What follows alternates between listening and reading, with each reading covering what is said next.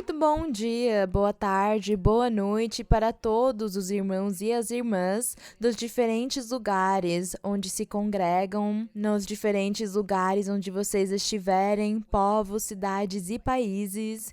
Eu cumprimento com muito carinho todos vocês e que alegria! Tomara que todos possam ter acesso a este ensinamento, que todos possam ouvi-lo e possam se conectar, possam entrar e desde os seus lugares onde estiverem possam ter internet para conseguir entrar nos sites da igreja para assistir os ensinamentos, assistir os estudos bíblicos e tudo o que tem lá, as perguntas e as respostas e também os sonhos, as visões e os testemunhos, porque há muitos.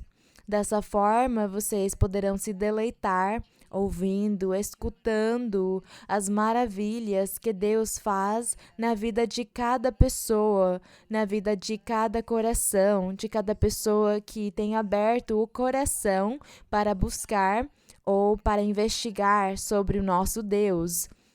Então, lá tem todo o material que é ofertado para vocês, para que vocês possam entrar em qualquer momento, a qualquer dia, e possam se deleitar na palavra de Deus e na doutrina que o Senhor está nos dando. E assim, dessa mesma forma, Deus fará milagres nas suas vidas. Deus fará milagres nos seus corações, nas suas vidas, nas suas mentes, e vocês conseguirão entender e compreender melhor que existe um Deus vivo, um Deus que se manifesta, um Deus de amor, de misericórdia, que faz maravilhas, que dá bênçãos, que dá paz, que dá felicidade aos seres humanos. Nós sabemos que a felicidade e a paz não vêm por ninguém, nem pelas riquezas, nem pelos seres humanos, só vem por causa de Deus. Então vocês estão cordialmente convidados a entrarem nos sites da igreja para saber do Senhor.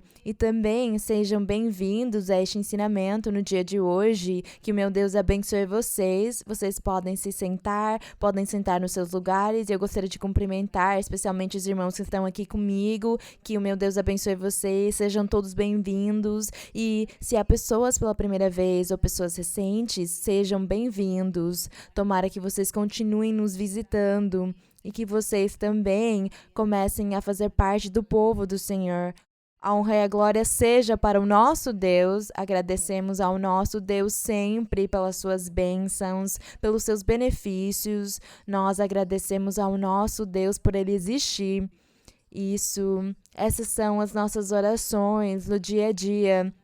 Agradecer ao nosso Deus porque ele se humilhou ao olhar para nós, ao nos escolher, ao nos selecionar, e nós agora temos este grande privilégio, no meio de tantas pessoas no mundo, de Deus ter nos escolhido para nos trazer ao conhecimento da sua verdade. Então a glória seja para o nosso Deus.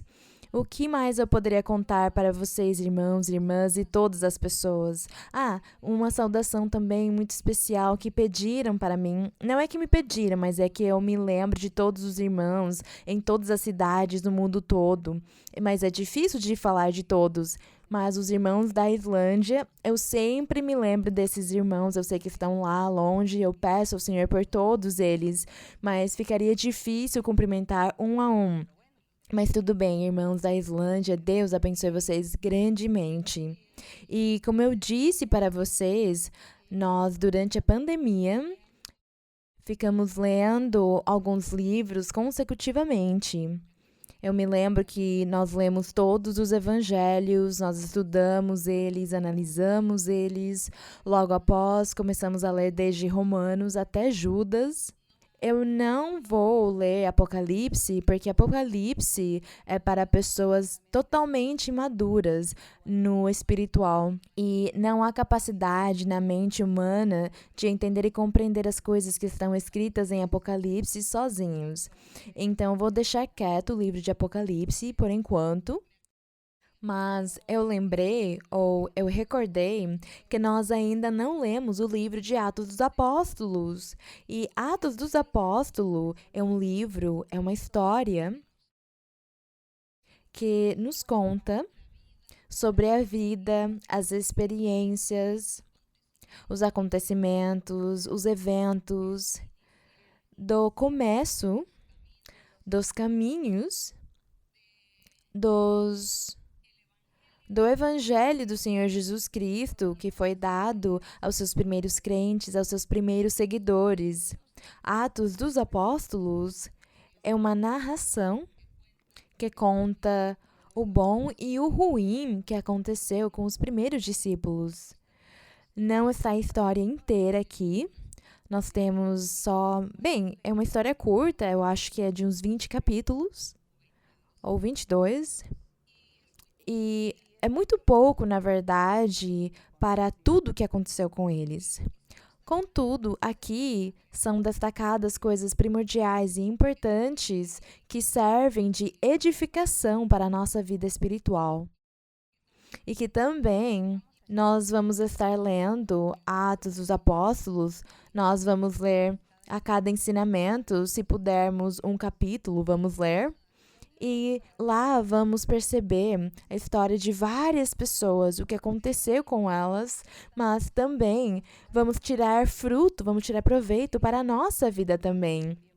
Daqui também vamos tirar o que serve para nós, o que conseguiremos aprender, o que devemos imitar, o que devemos fazer também. Portanto, eu sei que ler essa história vai trazer muitos frutos para nós e vamos obter muito proveito espiritual disso aqui. Por isso, talvez algumas passagens sejam somente histórias, seja só uma relembrança, mas mesmo sendo assim, nós vamos conseguir nos transportar até aquela época e vamos trazer isso para os nossos dias, para o nosso momento, para conseguir ver como é a nossa vida e comparar com a vida deles naquela época e como é a nossa vida hoje. Então vamos achar muitas coisas formosas que vão nos edificar. E aqui em Atos, no capítulo 1, nós vamos começar. Este primeiro capítulo tem 26 versos. E diz, no primeiro verso, no primeiro tratado, ó Teófilo, fiz menção de todas as coisas que Jesus começou a fazer e a ensinar. Aqui percebemos que essa pessoa, se eu não me engano, Lucas, escreveu a alguém importante da comunidade, uma pessoa chamada Teófilo. Pelo que parece, esse homem, Teófilo, era uma pessoa com uma formação intelectual muito importante e também era uma pessoa que tinha interesse em buscar, em pesquisar sobre a religião ou sobre tudo que tinha a ver com Deus. E então, nós vamos achar isto em, por exemplo, Lucas 1. Vamos buscar só um momentinho em Lucas para conseguir nos localizar melhor no contexto do que nós vamos ler. Aqui em Lucas 1, do verso 1 até o 4, diz o seguinte: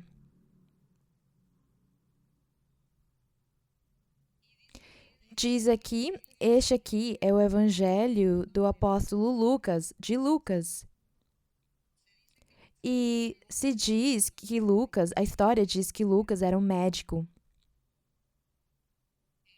E eu acho que ele era um discípulo do Senhor, mas creio que ele não estava entre os 12 apóstolos, não é, irmão? Obrigada, irmão. É que eu esqueço a história. Mas diz aqui no verso 1, posto que muitos empreenderam realizar um relato. Isso aqui é o Lucas falando. Que era médico, sim. Diz, posto que muitos empreenderam realizar um relato ordenado das coisas que entre nós foram cumpridas, tal como nos transmitiram os que desde o princípio foram testemunhas, quer dizer, os apóstolos, testemunhas oculares e ministros da palavra, pareceu bem a mim também, disse Lucas, depois de investigar tudo com esmero, desde sua origem, escrever-te ordenadamente, excelentíssimo Teófilo. Quer dizer que era uma pessoa muito importante, esse homem Teófilo. Lucas disse para Teófilo, para conheceres bem a solidez dos ensinamentos em que foste instruído. Portanto, ele tinha estudado tudo o que tinha a ver com o nosso Deus. E diz aqui que ele investigou com os ministros, com aqueles que estiveram com o Senhor, que viram ele, ouviram ele, viveram as experiências com ele, foram testemunhas de tudo que o Senhor Jesus Cristo viveu, tudo que ele disse. Então, diz aqui que Lucas investigou cuidadosamente com os ministros e, por isso, ele quis escrever isto aqui para essa grande pessoa que foi o Teófilo.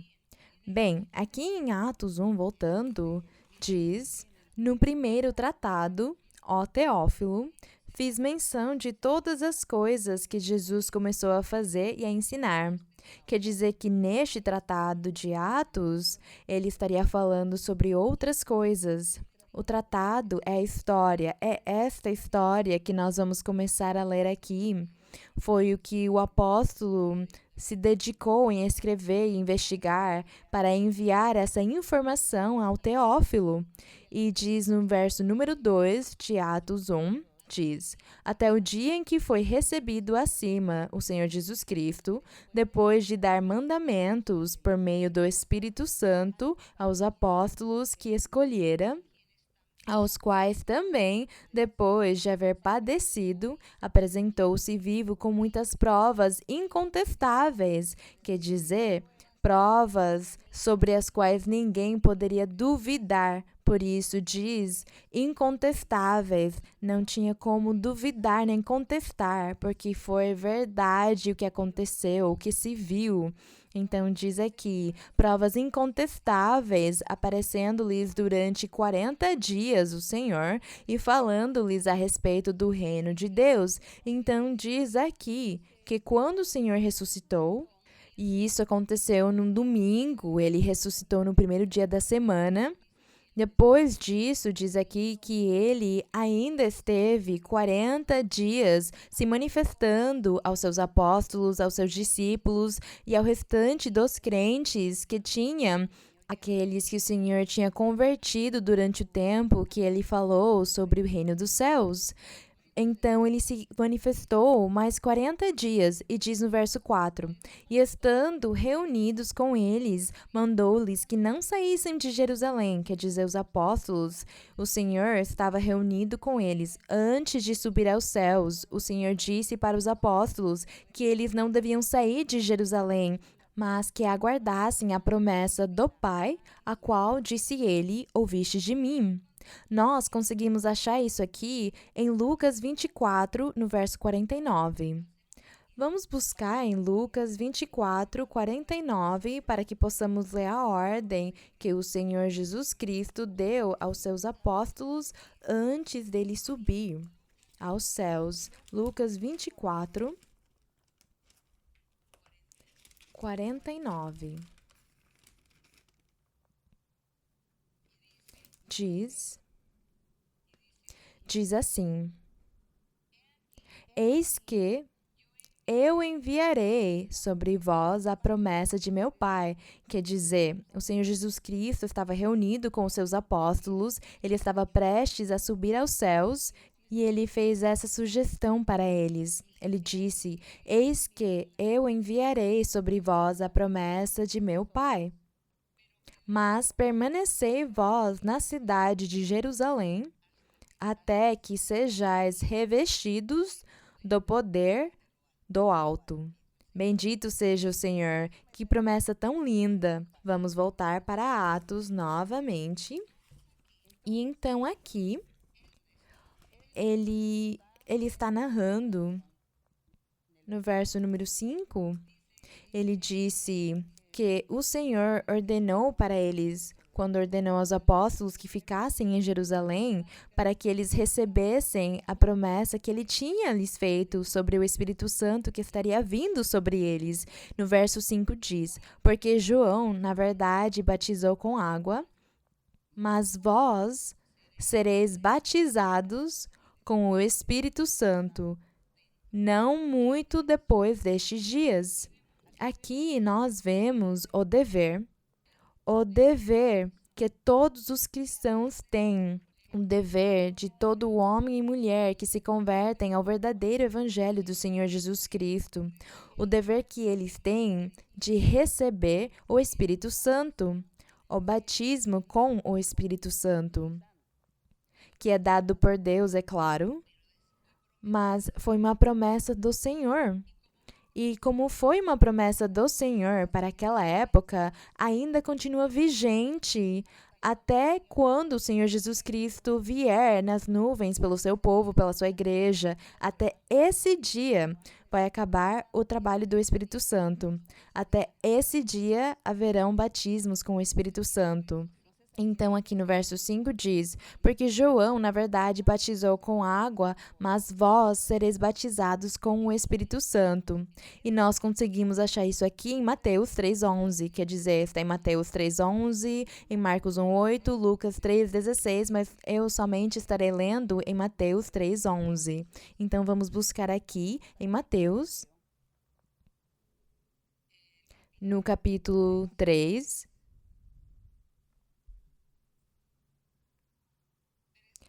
no 3, no verso 11, diz... Aqui está falando sobre João Batista, quando ele começou a pregar. E ele começou a pregar naqueles dias sobre o arrependimento e dizer ao povo que eles tinham que se preparar, que eles tinham de se arrepender, porque o reino dos céus estava próximo e atrás dele estava vindo uma pessoa tão importante que ele não era digno nem de desatar o seu calçado, as suas sandálias. Então diz aqui no verso 11, no capítulo 3 de Mateus, no verso 11 diz: Eu, na verdade, vos batizo com água para arrependimento.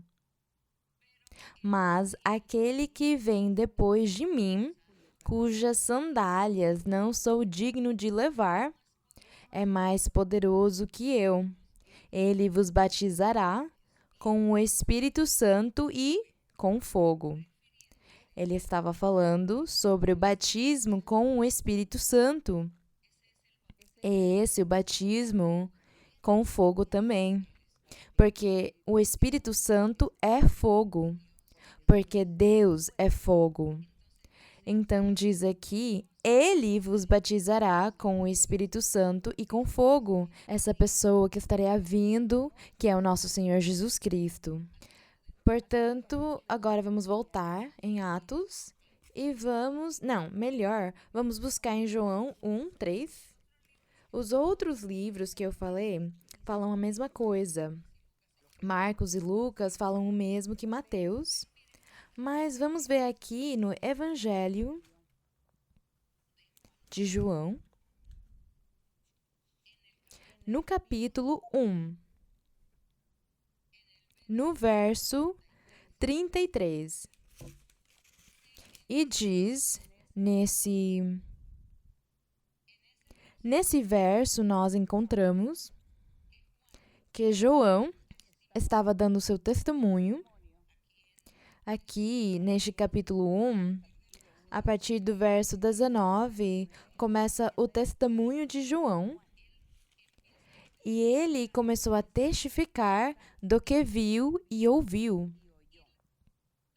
E da experiência que ele viveu com o Senhor Jesus Cristo. Ele começou aqui a narrar tudo.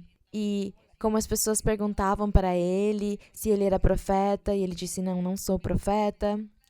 Mas ele começou a falar com eles sobre o reino dos céus, para que eles se arrependessem, para que eles fossem batizados em água. E diz aqui que quando as pessoas iam se batizar em água, confessavam os seus pecados a João, para que Deus perdoasse os pecados deles, os pecados que eles tinham cometido na antiguidade, deles não terem se submetido à palavra de Deus, ou não terem se submetido a cumprir os mandamentos e a lei de Moisés. Como eles não cumpriram, eles estavam em pecado. E é por isso que Deus revelou a João. Deus lhe disse: você precisa batizar as pessoas e que elas confessem os seus pecados para elas se arrependerem, porque elas se afastaram de mim. E dessa forma, então, poderá ser pregado o evangelho e as boas novas para elas. Dessa forma, aqueles que se arrependerem e reconhecerem e crerem naquele que estará por vir, eles terão a salvação. Foi isso que João fez, e foi isso que ele estava testificando aqui. Ele falou aqui no verso 33, no meio do seu testemunho, ele disse: eu não o conhecia, ele disse. Ou aqui no 32, diz: então João deu testemunho dizendo: eu vi o Espírito descer do céu como uma pomba e permanecer sobre ele, sobre o Senhor Jesus Cristo. É o que João disse, ele viu isso e ele ouviu também. Diz no 33, eu não o conhecia. Mas aquele que me mandou batizar com água, quer dizer, o nosso Deus, diz aqui, mas aquele que me mandou batizar com água, ele me disse, sobre aquele que vires descer o Espírito e sobre ele permanecer, esse é o que batiza com o Espírito Santo. Glória ao nosso Deus! Que testemunho tão lindo! E diz João no 34, eu o vi e tenho testificado que esse é o Filho de Deus. Bendito seja o Senhor. É um testemunho assombroso, é maravilhoso, é contundente.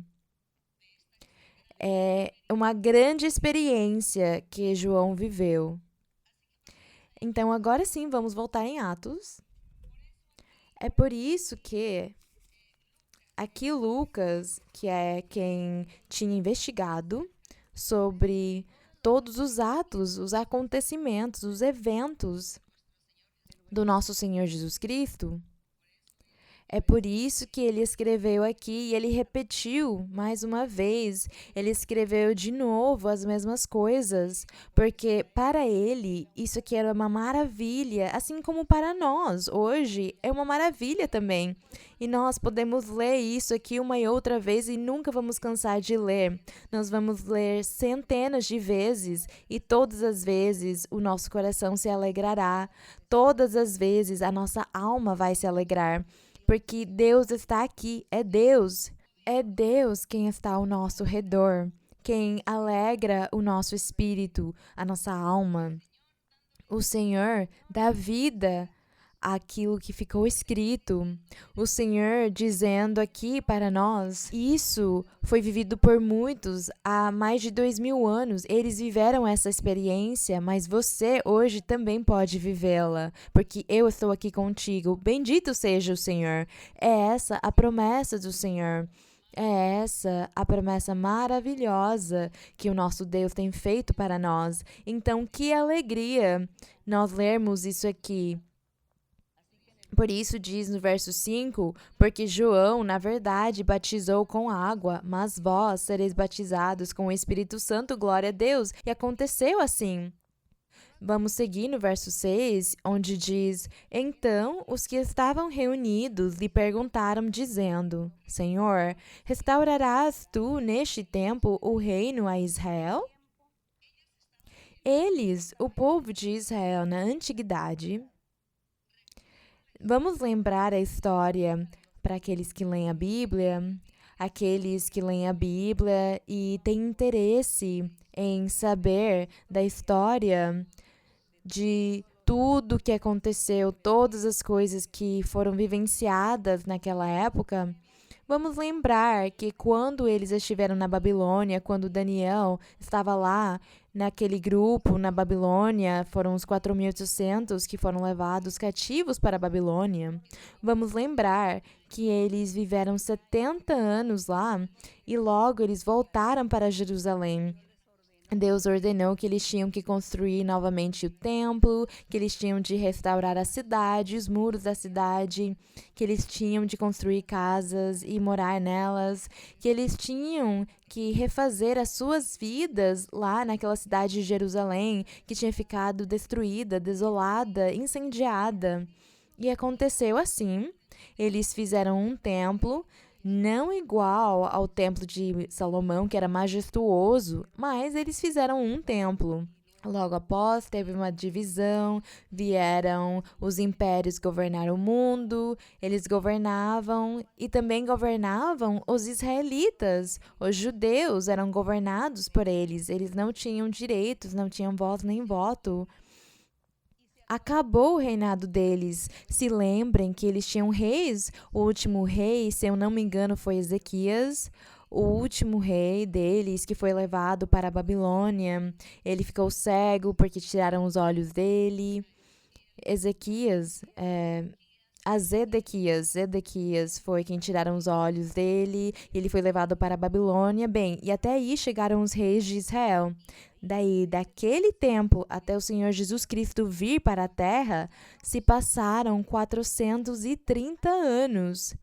E durante esses 430 anos, onde eu conto para vocês que eles moraram 70 anos na Babilônia, eles voltaram para Jerusalém, fizeram um templo, uma cidade novamente, começaram a morar lá naquele território. Contudo, Deus se afastou deles e nunca mais deu para eles rei nenhum. Pelo contrário, eles tiveram de ser submetidos como se fossem escravos aos impérios que vieram após o Império Persa, os Medas, os gregos. Teve um grupo também chamado Antíoco. Eram grupos e logo após o Império Romano. Quando o Senhor Jesus Cristo veio, o Império Romano é quem governava e todos tinham de se submeter sob eles. Vamos lembrar que até pediram ao Senhor impostos e o Senhor disse aos apóstolos: pesquem lá no mar, porque nos peixes vocês vão encontrar as moedas para pagar o imposto ao César, ao imperador romano. Nós lembramos tudo isso da história, não é? Vocês, quem leram a Bíblia, se lembram disso, porque eu acho que vocês leram a Bíblia. Será que vocês não leem a Bíblia? Vocês precisam ler a Bíblia, irmãos, porque se vocês lerem a Bíblia, Deus vai se agradar. Deus vai lhes dar muitas bênçãos. Deus vai lhes dar muitos dons, muito poder, muito respaldo. Deus faz isso com as pessoas que têm interesse em conhecer os caminhos dele. Então, é esse o convite para todos. Leiam a Bíblia e vocês vão ver como vão aprender. Como eu disse para vocês, não tinha rei em Israel. Deus tinha se esquecido deles por 430 anos. Logo após, chega João Batista e depois vem o Senhor Jesus Cristo. E é aí onde encontramos esta história maravilhosa e esses atos, essas maravilhas, esses eventos, prodígios que aconteceram e tudo que o Senhor começou a fazer para convencer as pessoas, para convencer a dureza do coração dos israelitas, dos judeus daquela época. Então, é por isso que, como não tinha rei em Israel, já após 430 anos que eles não tinham rei, eles estavam pensando em um rei, porque Isaías e todos os profetas tinham profetizado que Deus enviaria no futuro um rei perfeito e que com esse rei perfeito todas as pessoas teriam paz, felicidade, abundância, estabilidade econômica, espiritual, saúde e bênçãos. Ia ser tudo de melhor. Então, eles esperavam esse rei fisicamente. Eles estavam esperando um rei físico de carne e osso que governasse sobre eles e que seria tão perfeito que eles viveriam no meio da abundância, no meio da riqueza, no meio da paz e da felicidade. Foram essas as promessas que eles lembraram, só que eles não interpretaram que não seria uma coisa física e material a que Deus estava oferecendo para eles, mas era um reino espiritual. Eles nunca entenderam que seria um reino espiritual. E por isso eles rejeitaram o nosso Senhor Jesus Cristo, porque ele falava sobre o espiritual. E ele dizia, o meu reino não é um reino desse mundo. Ele disse para eles, só que eles nunca entenderam, eles nunca compreenderam, porque eles queriam, era um rei físico e nunca chegou para eles. Até o dia de hoje, não existe o rei que eles esperavam. Porque até o dia de hoje, nós temos o nosso rei no sentido espiritual, que é o nosso Senhor Jesus Cristo. É por isso que aqui nesse verso 6, agora sim vocês vão conseguir entender melhor, não é? No 6 diz: Então, os que estavam reunidos naquela época com o Senhor Jesus Cristo lhe perguntaram, dizendo: Senhor, restaurarás tu neste tempo o reino a Israel? O que vocês acham disso? Depois de 430 anos perguntando para o Senhor se ele iria restaurar o reino? Mas o Senhor respondeu para eles. Disse: Não vos compete conhecer os tempos ou as épocas em que o Pai reservou pela sua própria autoridade. Mas o que o Senhor Jesus disse, o que eu posso garantir para vocês é que vocês receberão poder quando descer sobre vós o Espírito Santo, e sereis minhas testemunhas em Jerusalém, em toda a Judeia, em Samaria e até as regiões mais distantes da terra. Então aqui o Senhor não deu resposta nenhuma para eles, ele não quis lhes dar resposta sobre a pergunta se ele colocaria um rei. Porque ele, naqueles 3 anos que ele esteve pregando, ele disse que ele era o rei, mas que o seu reino não era desse mundo. Então, como eles não aceitaram, ele não disse mais nada sobre o rei. Ele disse: o único que eu sei é que vocês vão receber poder do alto, porque é quando vier o Espírito Santo que isso vai acontecer. E uma vez que o Espírito Santo vir sobre vós, vós sereis as minhas testemunhas no mundo inteiro, em Jerusalém, em Samaria, até as regiões mais distantes da terra, que quer dizer os outros países. Eles escutarão falar do Senhor Jesus Cristo, de Deus, da sua palavra, dos seus mandamentos, da sua lei, do seu evangelho perfeito. Eles ouvirão falar, eles saberão que existe. No verso 9. Havendo dito essas palavras, vendo-o eles, foi elevado, e uma nuvem o recebeu e o ocultou aos seus olhos. É isso que a narração conta, que o Senhor, após ter dado essas instruções para eles e ter dito que o Espírito Santo estaria vindo logo, logo, diz que ele foi levantado, ele foi elevado e uma nuvem o recebeu. E no verso 10, e estando eles com os olhos fitos no céu, enquanto ele subia, eis que junto dele se puseram 2 varões vestidos de branco. Bem, esses varões eram anjos do Senhor, os quais também lhes disseram: varões galileus, por que estáis olhando para o céu? Este mesmo Jesus, que dentre vós foi recebido acima do céu, virá assim, como o vistes ir para o céu. Da mesma forma, ele estará voltando, da forma que vocês viram ele subir, e a nuvem o ocultar, da mesma forma ele virá numa nuvem, e lá naquela nuvem é onde vai acontecer esse grande encontro. Bendito seja o Senhor! É um encontro que nós até o dia de hoje estamos esperando. No verso 12 diz: Então voltaram para Jerusalém, do monte chamado de Oliveiras, o qual está perto de Jerusalém, à distância de 1 quilômetro. Eles voltaram, eu acho que eles devem ter voltado tristes pelo seu mestre ter ido embora. Eles ainda não entendiam, não compreendiam aquilo que estava acontecendo, mas esse dia é maravilhoso, quando o Espírito Santo veio. Esse dia foi quando eles perceberam o que foi que aconteceu, o que foi que ocorreu, porque o Espírito de Deus começou a ensinar para eles, abrir a mente deles e esclarecer as suas dúvidas, a fazer eles entender, a tirar os véus deles e a surdez, a cegueira espiritual que eles tinham, tudo. E é quando eles começaram a entender e a compreender este plano maravilhoso do nosso Deus. E assim como no verso 11, nós lemos que os anjos também falaram com todos os que estavam vendo esse grande acontecimento da ascensão do Senhor Jesus. E disseram para eles: o Senhor virá da mesma forma nas nuvens.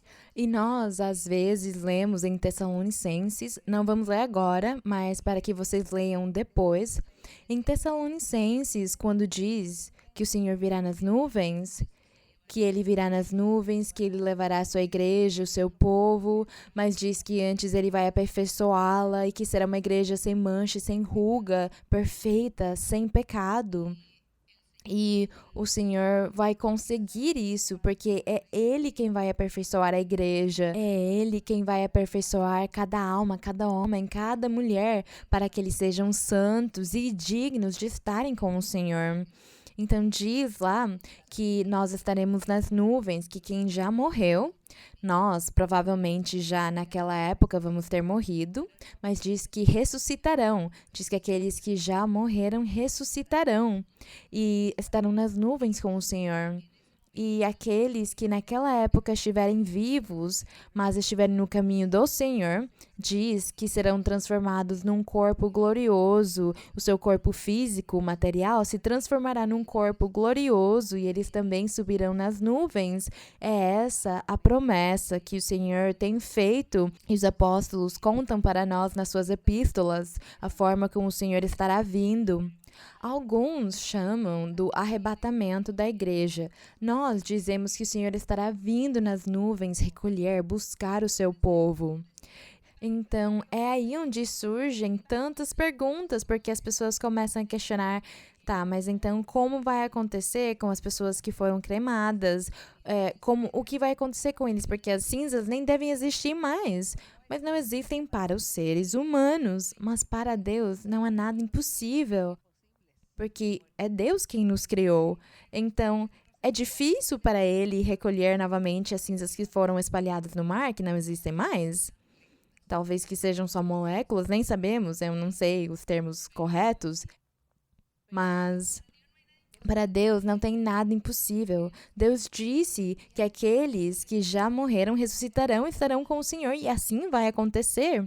Além disso, é um corpo glorioso, não é mais um corpo físico, então não precisamos mais desse corpo físico que foi cremado, talvez não precisamos mais dele. Precisamos do corpo glorioso, da personalidade da pessoa, e isso nunca morre. É disso que precisamos e é isso que vai subir com Deus, o que vai estar lá na presença de Deus. É essa promessa maravilhosa que ele tem nos feito e é isso que aqui Lucas escreveu para esse homem importante chamado Teófilo, mas nós também conseguimos nos deleitar com esta leitura, conseguimos aprender e conseguimos imaginar, porque nós também conseguimos imaginar como aconteceram as coisas naquela época. E aqui no verso 13... Bem, diz que quando eles voltaram, depois de ver o Senhor Jesus subir nas nuvens, diz aqui que eles caminharam 1 quilômetro. Diz que é a distância de 1 quilômetro, que seria como um dia de repouso. Nós não sabemos como seria esse caminho, teríamos de ler em Usos e Costumes para saber o que significa no hebraísmo 1 quilômetro, um dia de repouso. Diz, e logo que entraram, subiram ao cenáculo, onde estavam alojados Pedro, Tiago e João.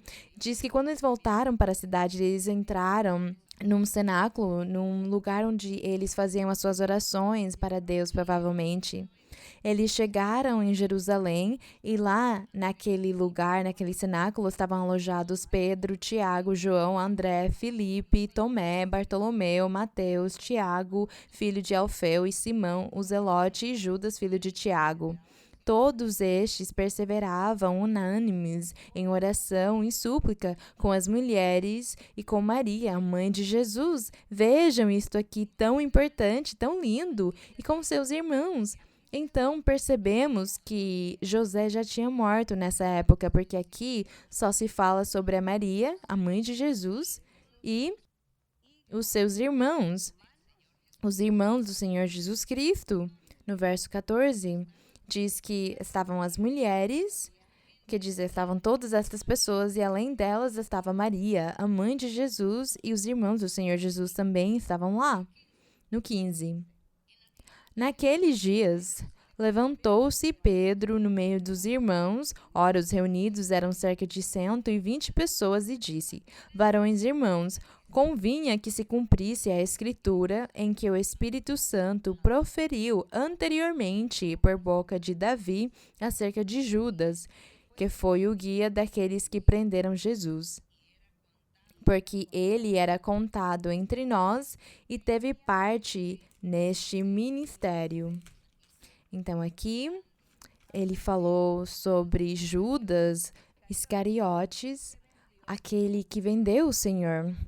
Diz na Bíblia que ele o vendeu, o traiu, ele lhe deu um beijo na bochecha para que os judeus soubessem quem eles deviam prender. Esse foi o compromisso que ele fez com eles para entregar o Senhor naquele dia. Diz no 18, ora, pois, este homem, quer dizer Judas Iscariotes, que fazia parte dos apóstolos, diz, pois este homem, com o salário de sua maldade, adquiriu um campo e, caindo de cabeça, arrebentou-se pelo meio e todas as suas entranhas se derramaram. Falando simbolicamente do que ele fez, da loucura que ele cometeu, a loucura que ele fez.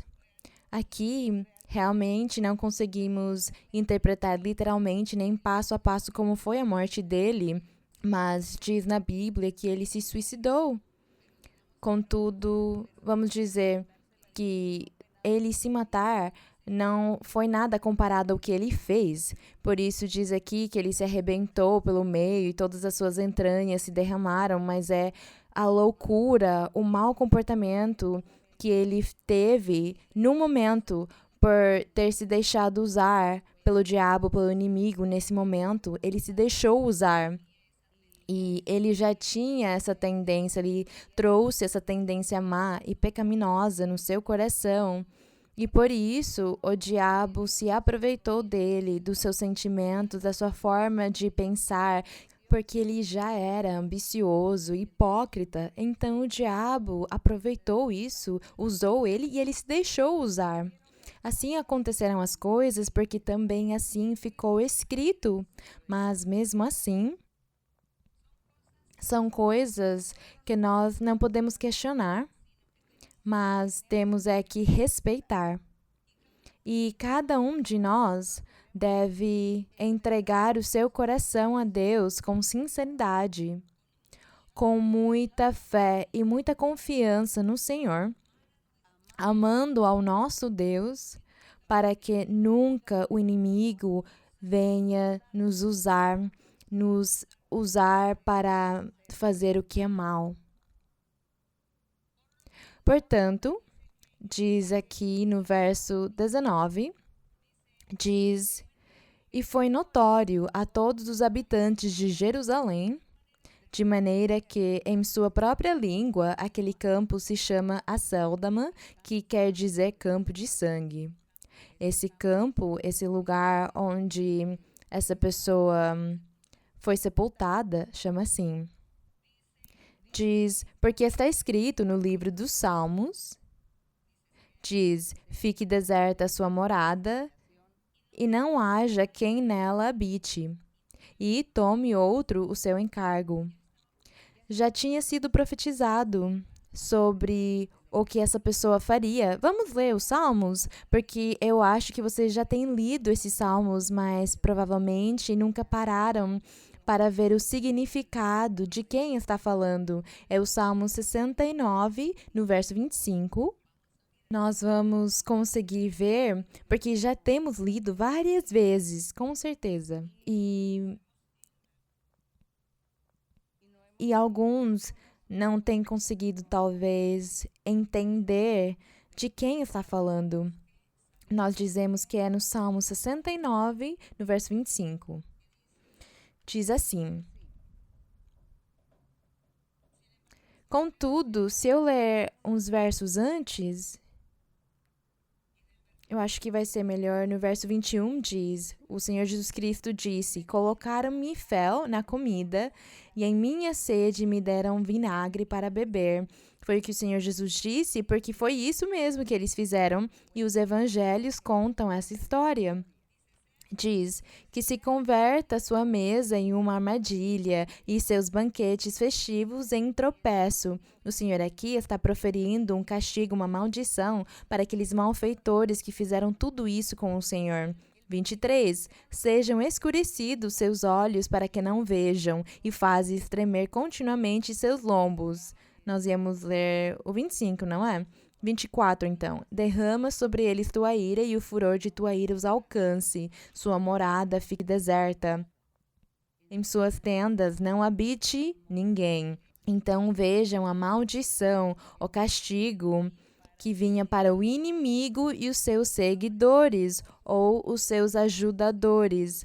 Todos os que se prestaram ou se permitiram ser usados para fazer maldades contra o nosso Senhor Jesus Cristo. Então, para todos vinha o castigo e a maldição. Vamos ver o que diz no Salmo 109, no verso 8. 109, no 8.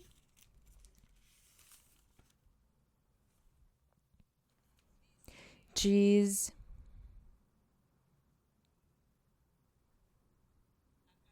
Aqui diz no verso 6, diz: põe sobre ele um ímpio. O ímpio é o diabo. Diz: e Satanás esteja à sua direita. Então, Satanás usa os seres humanos para fazer toda a maldade que ele quer fazer. Ele usa os seres humanos para isso. E aqui ele usou alguém. O Judas, ele usou ele para ir contra o Senhor Jesus Cristo. Por isso diz aqui, no verso 7, quando o julgarem, saia culpado, e sua oração lhe seja tida por pecado. Sejam poucos os seus dias, e que outro ocupe seu ofício, quer dizer, que ele seja substituído no trabalho dele por outra pessoa. Que seus dias sejam poucos, é por isso que ele se suicidou. Nos versos seguintes vem a maldição, onde são castigados os filhos e a mulher. Eles são castigados com pobreza e miséria. Provavelmente essa família teve de viver isso por castigo. As maldições passaram a todos eles por causa dessa pessoa ter se deixado usar pelo inimigo, pelo diabo. Agora vamos voltar em Atos, e é assim como nós vemos... as armadilhas do inimigo, o trabalho que o inimigo faz. E até o dia de hoje, o inimigo, ele tenta e usa muitas pessoas para vir contra nós, usando qualquer circunstância, qualquer situação na nossa vida, para vir contra aqueles que desejam e anseiam fazer a vontade de Deus, ou daqueles que querem conhecer a Deus. Então, o inimigo, ele coloca esses grandes obstáculos no caminho dos seres humanos. Então, é por isso que nós constantemente lutamos contra essas forças espirituais poderosas do mal. A cada dia é essa a nossa luta. A cada dia nós estamos aqui nos enfrentando a diferentes males e resistindo o inimigo no momento preciso e certo para conseguir triunfar, ter a paz de Deus, a bênção de Deus, para conseguir agradar ao nosso Deus, porque é isso que nós queremos, agradar o Senhor, fazer a vontade de Deus. Mas o inimigo que nós temos também é muito forte e ele vem contra nós. Contudo, nós temos armas poderosas, nós temos a nossa oração e a confiança em nosso Deus, a segurança e a convicção que nós temos em Deus. São essas as nossas armas poderosas e é isso que fará que nós vençamos o inimigo. E nós vamos vencer sim, mesmo sendo espíritos e demônios que ele envia contra nós. E nós somos matéria, somos físicos. Contudo, a nossa oração, a nossa convicção, o amor que nós temos por Deus, o desejo que temos por fazer a vontade dele, o desejo que temos de crer nele e de fazer o que agrada a ele, é a arma mais poderosa que nós temos contra o inimigo. E nós temos que sempre nos vestir dessas armas espiritualmente todos os dias da nossa vida. É isso, para conseguir vencer o nosso inimigo, porque ele é poderoso. Vejam que nós estamos lendo faz mais de 2000 anos e hoje em dia nós passamos pelas mesmas situações. O mesmo inimigo usa muitas coisas para vir contra nós, para bater contra os filhos de Deus. Mas, graças ao nosso Deus, Ele tem nos dado a conhecer as ferramentas dele para que nós possamos nos defender e para que nós possamos a cada dia nos preparar lutando com essa espada que nós temos na nossa mão. É uma espada de 2 gumes, é a doutrina, é a palavra de Deus, o poder de Deus, a convicção, a segurança, a confiança. Tudo isso o inimigo vê e nós vamos conseguir triunfar contra ele. Glória ao Senhor! E aí, então, nós não vamos receber castigos nem maldições. Tomara que Deus nos guarde e nos proteja de cair nas coisas que essa pessoa aqui caiu por ter se deixado usar pelo demônio, pelo diabo, pelo inimigo, pelo ímpio, como for o nome dele. Aqui no verso 21 diz: é necessário, pois, que dos homens que nos acompanharam todo o tempo em que o Senhor Jesus viveu entre nós.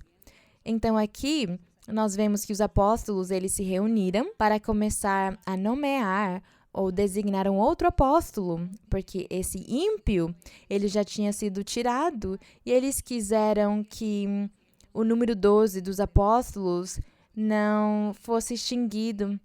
Então, eles queriam que continuasse tendo 12 apóstolos. Eles fizeram isso porque no momento eles não sabiam, eles não tinham ainda compreendido que o Senhor, a partir desse momento, levantaria muitos mais apóstolos, que o Senhor estaria fazendo que muitos mais profetas surgissem, muitos mais evangelistas, muitos mais pastores e mestres da palavra do Senhor. Eles não entenderam isso, então eles pensaram, o que nós vamos fazer? Nós éramos 12 apóstolos e agora ficaram só 11? Não, nós precisamos nomear mais um para que complete os 12. E eu vou dizer de novo, eles não tinham entendido a magnitude daquilo que estaria por vir, daí para frente, o que o Senhor estaria fazendo, eles não entenderam, eles não conseguiram nem pensar nisso. Mas humanamente, eles quiseram chamar mais um apóstolo para que ficassem os 12. Mas aquilo não foi necessário. Claro, Deus também não proibiu eles de fazer, Deus não quis proibir porque o Senhor quis que se isso era uma coisa que deixaria eles felizes e deixaria eles agradados, que tivesse 12, então o Senhor permitiu e falou, tudo bem, chamem mais um para que sejam 12. Mas o Senhor deveria ter pensado, eles ignoram que no futuro eu estarei levantando um monte de profetas e apóstolos, um monte de mestres e de evangelistas, é isso. Eles não sabiam disso. Eles não tinham isso no seu alcance, no seu escopo. Eles não conseguiam medir nem assimilar o que estaria por vir. Daí em diante, a manifestação poderosa do Senhor. Eles nem sequer conseguiam pensar nessas coisas. Eles estavam vivendo e eles só conseguiam viver o seu dia a dia, o que acontecia no hoje. O que acontecerá amanhã, não sabemos. Era assim que eles viviam e eles não sabiam o que estaria por vir. Glória ao Senhor! Porque tudo que nós temos aprendido e visto que continuamos lendo aqui nas histórias, conseguimos ver toda a manifestação do Senhor. Então, bem, aqui foi muito respeitável deles ter feito isso de chamar mais um. Não tinha necessidade, mas eles fizeram. Então, por isso diz aqui que eles começaram, aqui diz no 22, começando desde o batismo de João até o dia em que dentre nós foi levado às alturas, um destes se torne testemunha conosco de sua ressurreição. Então, eles fizeram com essa finalidade. Vejam, eles disseram... Todos nós andamos do lado do Senhor. Nós estivemos junto dele, nós vimos ele, nós escutamos e vimos os milagres, tudo. Então, esse apóstolo Judas Iscariotes, ele traiu o Senhor, ele foi tirado, ele já morreu, já se suicidou. Então, agora nós queremos substituí-lo por mais alguém que seja também uma testemunha, que tenha estado junto de nós, conosco, que tenha visto os sinais, que tenha visto o Senhor, que tenha ouvido o Senhor. eles fizeram com essa finalidade. É isso que diz aqui. Eles fizeram com essa finalidade para que também fosse uma testemunha conosco de sua ressurreição do Senhor. Porque diz aqui que no dia que o Senhor subiu aos céus, se eu não me engano, diz na Bíblia que tinha umas 500 pessoas naquele dia e viram ele, viram a ascensão do Senhor. Diz que ele se apareceu para umas 500 pessoas, mas naquele dia, quando ele subiu aos céus, foi uma coisa pública e ninguém mediu nem contou quantas pessoas viram, mas foram muitas. Então, os apóstolos aqui, eles disseram que para que não faltasse, porque eram 12, agora precisava ter mais um, para que continuasse sendo essa testemunha que viu e ouviu os sinais, que viu o Senhor subir aos céus. É para isso que eles fizeram. E diz que eles apresentaram 2, José, chamado Barsabás, no verso 23, que tinha por sobrenome Justo e Matias. Esse Justo e esse Matias tinham sido também testemunhas. Eram discípulos do Senhor, não apóstolos, eram discípulos, quer dizer, seguidores, e eles tinham visto o Senhor, tinham visto os milagres, tinham sido testemunhas da ascensão do Senhor. Por isso, eles escolheram entre esses 2. E diz no 24, e orando disseram, tu, Senhor, que conheces os corações de todos, mostra qual destes 2 tens escolhido. Diz, para ocupar neste ministério e apostolado, o posto do qual Judas se transviou, a fim de ir para seu próprio lugar, e lançando-lhe sortes. Aqui as pessoas sempre perguntam, mas como assim que lançaram sortes? Por que eles tinham que lançar sortes? Mas Deus não revelou? Não é que Deus sempre mostra por sonhos e profecia, ele não dá revelação? Mas vamos lembrar que até esse momento, eles não tinham ainda o Espírito Santo.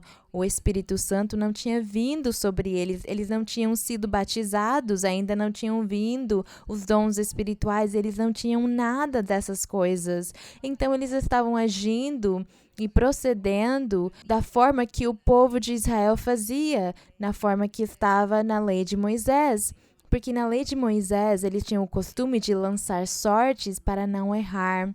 Quando estavam nomeando, chamando alguém, quando faziam determinadas coisas e situações nas suas vidas para tomar decisões, para não errar, então eles lançavam sortes. É isso que eles faziam na antiguidade. E por isso, nesse momento, eles estavam agindo assim, até que o Espírito Santo visse, porque daí em diante o Espírito Santo guiaria cada um e diria, façam isso e aquilo, como quando ele disse ao apóstolo, sobe nesse carro. Ele subiu e percebeu que o eunuco estava lendo o profeta Isaías, então falou com ele e o evangelizou. Foi aí que o Espírito Santo começou a fazer o trabalho dele, mas como ainda eles não tinham o Espírito Santo, eles precisavam proceder humanamente. Por isso diz no verso 26, lançando-lhe sortes, caiu a sorte sobre Matias e ele foi contado com os 11 apóstolos, para que todos juntos fizessem os 12 apóstolos. Então, meus queridos irmãos e irmãs, eu acho que essa leitura do dia de hoje edificou a nossa vida espiritual, porque nós conseguimos perceber como Deus foi o mesmo ontem e é o mesmo hoje. O mesmo Deus que nós temos hoje é um Deus poderoso, é um Deus grande e justo, é um Deus que tem nos feito promessas, Ele nos escolheu e nos fez grandes promessas e Ele vai nos ajudar para que nós consigamos chegar na vida eterna, para que consigamos estar naquele dia lá nas nuvens recebendo ao Rei da Glória. Então eu convido todos vocês para que leiam a Bíblia. Leiam a Bíblia uma e muitas vezes. Quando vocês leiam a Bíblia, nos seus corações falem com Deus e digam para o Senhor, me revela, me ensina, me ajuda a entender e a compreender, me ajuda a fazer a tua vontade, me ajuda a te agradar, porque eu quero te agradar, me ajuda porque eu não posso. Sejamos sinceros e vamos ver como Deus estará muito próximo de nós. Ele vai ficar do nosso lado. Vamos orar ao nosso Deus e vamos pedir para Ele. E não se esqueçam de se congregar. Não se esqueçam de ir na congregação, de vir nesta igreja de Deus ministerial de Jesus Cristo Internacional. Se congreguem, irmãos, e vocês vão ver como Deus fará uma vida nova nas suas vidas e vai abençoá-los. Vamos orar. Bendito Deus, Todo-Poderoso é o Senhor. Louvado e glorificado é o nome do meu Deus. Bendito é o Rei da Glória, o Rei Jesus Cristo de Nazaré, o Rei grande e justo, o Rei misericordioso. Ele é o Rei dos reis, Ele é o Senhor dos senhores, Ele é poderoso. O nosso Deus é grande, a misericórdia dele é para sempre. Agradecemos a Ti, Senhor. Te agradecemos. Os louvores sejam para Ti, a honra e a glória sejam para Ti, Senhor. Pai, meu Pai, Te conhecendo e sabendo do Teu amor e da Tua misericórdia, eu te peço, Senhor, que nestes momentos estendas a Tua mão poderosa que cura, que liberta, para que Tu cures todas as pessoas que padecem de diferentes doenças e também as doenças psicológicas. Tira, Senhor, todos esses espíritos maus, as bruxarias, as feitiçarias, as maldições também do diabo. Destrói tudo de mal. Dá alívio para cada um. Eles oram, eles te clamam. Eles confiam e eles esperam em Ti, Senhor. E eu te peço, meu Pai, no nome glorioso de Cristo Jesus, que Tu estendas a Tua mão e que faças milagres e sinais, que tires a incredulidade, tira a dúvida, o temor, a timidez, a vergonha de abrir a boca, de louvar o Teu nome, de Te glorificar. Senhor, tira todos esses temores, tira todos esses empecilhos, para que cada um de nós possamos Te louvar e Te honrar e Te glorificar, Senhor, com todo o regozijo e alegria no nosso coração. Bendito Deus, Te agradecemos, a honra e a glória sejam para Ti, meu Pai Celestial. Te louvamos, Senhor, e Te damos a honra no nome glorioso de Cristo Jesus, Teu Filho amado. Amém. No puede estar triste un corazón que tiene a Cristo. No puede estar triste un corazón que tiene a Dios. No puede estar triste un corazón que tiene a Cristo. No puede estar triste un corazón que tiene a Dios. Canta con gozo, alaba a mi Cristo. No puede estar triste un corazón que tiene a Dios. Canta con gozo, alaba a mi Cristo.